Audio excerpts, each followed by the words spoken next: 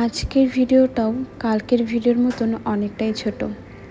নমস্কার বন্ধুরা, আমি দিয়া। আমার একটি নতুন ভিডিওতে তোমাদের সবাইকে জানাই অনেক অনেক স্বাগত।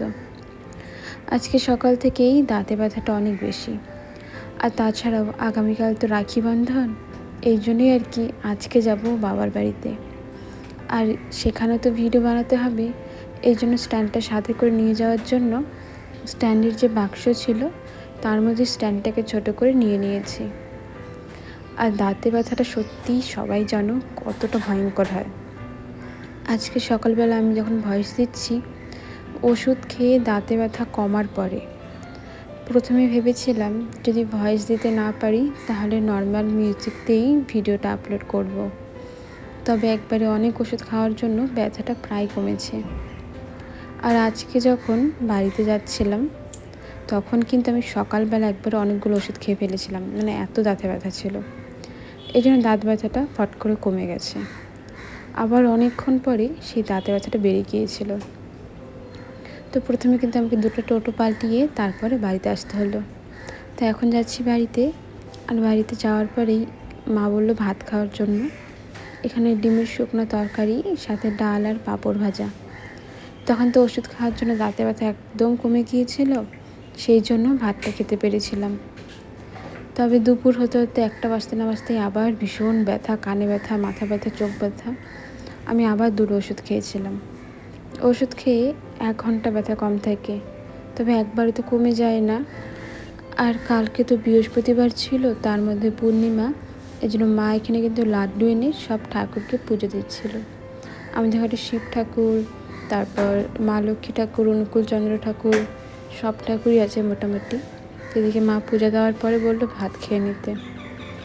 তখন আমি 2টো ওষুধ খেয়েছিলাম দেখে দাঁত ব্যথাটা একদম কম ছিল, মনে হচ্ছিলো আমার ব্যথাই হয়নি। তারপর ধীরে ধীরে যত সময় যাচ্ছিলো আর আমার দাঁত ব্যথা ধীরে ধীরে অতই বাড়তেছিল, মানে কোনোভাবে আর থাকতেই পারছিলাম না। শেষমেশ রাত্রিবেলা আমরা গিয়েছিলাম দাঁতের ডাক্তারের ওখানে। সেখানে যাওয়ার পর জানতে পারলাম আমার দাঁতে ইনফেকশন হয়ে গেছে।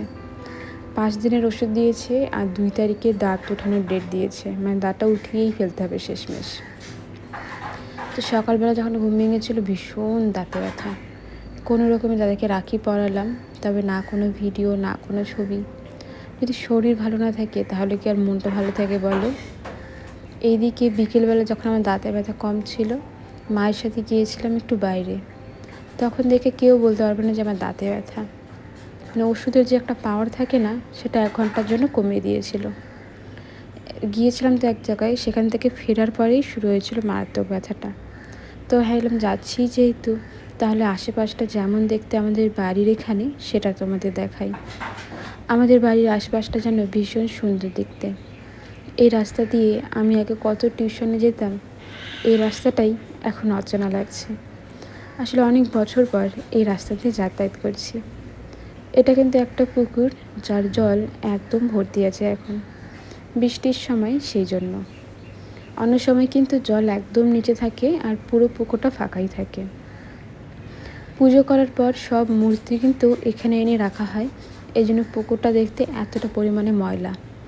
না হলে কিন্তু পুকুরটা যদি পরিষ্কার থাকতো দেখতে আরও সুন্দর লাগতো।